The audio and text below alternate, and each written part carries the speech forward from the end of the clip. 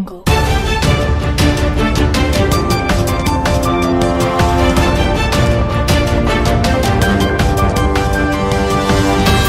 Jungle.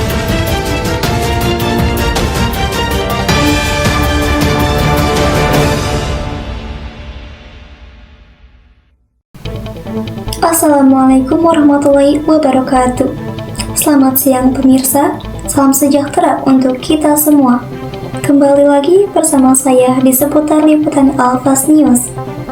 Sejumlah informasi yang tentunya faktual dan terpercaya kami hadirkan untuk Anda. Bersama saya, Anissa Ramadhani Permana, yang akan menemani aktivitas Anda selama 25 menit ke depan. Inilah informasi selengkapnya. Baik pemirsa, kita masuk ke informasi pertama hari ini. Pemirsa, makanan tradisional adalah bagian penting dari warisan budaya yang patut dijaga. Salah satunya adalah borondong, camilan khas Sunda yang tetap eksis di tengah perkembangan zaman. Informasi selengkapnya berikut liputan rekan kami Selvia Anjani yang sedang berada di lokasi. Baik, terima kasih kepada saudari Anissa. Pemirsa, saya Selvia Anjani melaporkan langsung dari alun-alun Majalaya Timur nomor 50, Kecamatan Majalaya, Kabupaten Bandung. Di tempat ini terdapat pelaku usaha yang memproduksi makanan khas daerah Sunda, yaitu berondong. Camilan ini dibuat dari jagung yang dipanaskan hingga meletup, lalu dicampur dengan larutan madu sebagai penambah citra rasa. Baik pemirsa, saya sudah bersama Pak Erwin selaku owner dari berondong Pak Ara ini. Maaf Bapak, izin bertanya, siapa yang pertama kali mendirikan usaha berondong Pak Ara ini?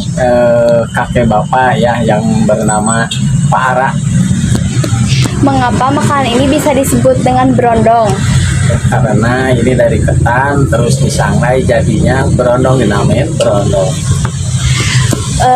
Kenapa Bapak bisa terpikirkan untuk mendirikan usaha berondong Pak Ara ini?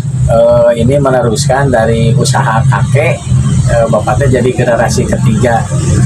Dari tahun berapa berondong Pak Ara ini didirikan? Tahun 1952. Pemirsa, usaha ini telah dikelola oleh Pak Ara secara turun-temurun dari generasi pertama hingga generasi ketiga ini. Dan usaha ini juga telah berdiri dari tahun 1952 hingga sekarang.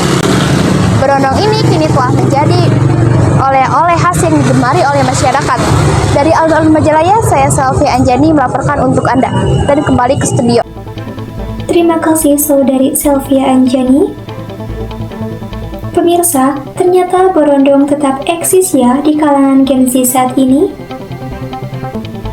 Baik pemirsa, selanjutnya kita ke informasi kedua, yaitu ekstrakurikuler badminton yang ada di sekolah.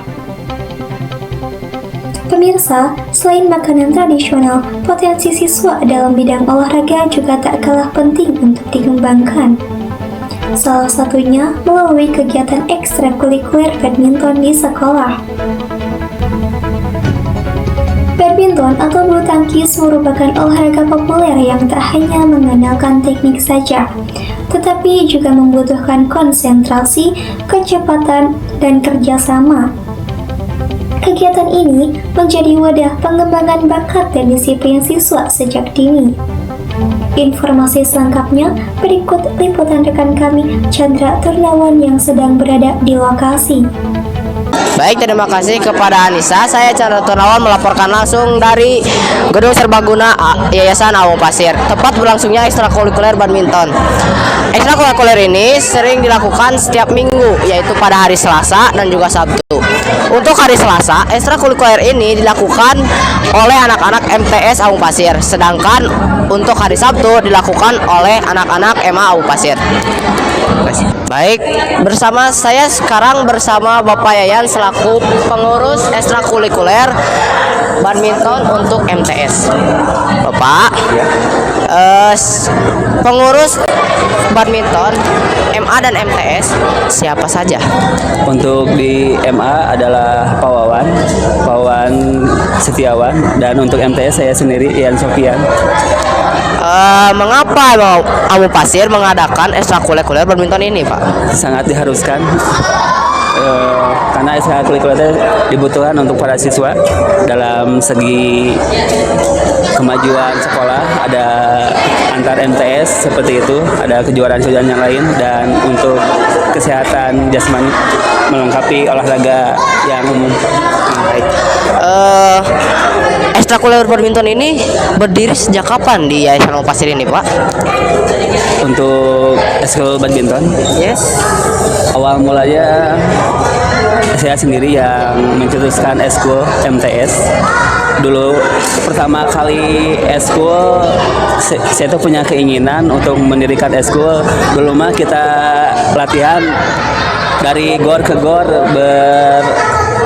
berapa namanya, gor satu ke gor lain gitu. Dan sekarang Amu Pasir itu sudah punya gedung serbaguna, jadi kita ekskul di sini.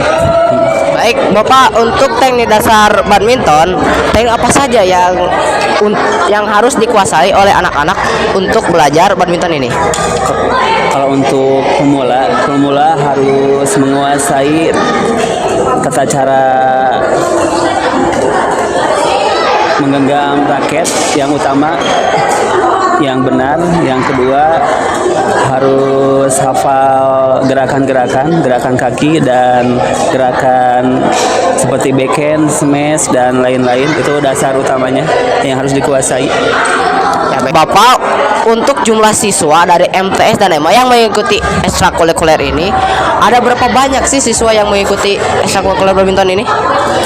Di tahun ajaran ini paling banyak peminatnya kelas 7 mencapai kurang lebih 30, kelas 8 10, kelas 9 ada 6 orang.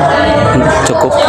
Ya, baik, Pak Yan, terima kasih. Jadi kesimpulannya, dari ekstrakurikuler yang ada di MA Amu Pasir ini, salah satunya adalah ekstrakurikuler badminton. Kita bisa menyebutkan bahwa anak-anak bisa meningkatkan intensitas mereka melalui olahraga badminton yang diadakan oleh Yayasan Amu Pasir ini. Saya Chandra Turnawan melaporkan langsung dari tempat kejadian perkara.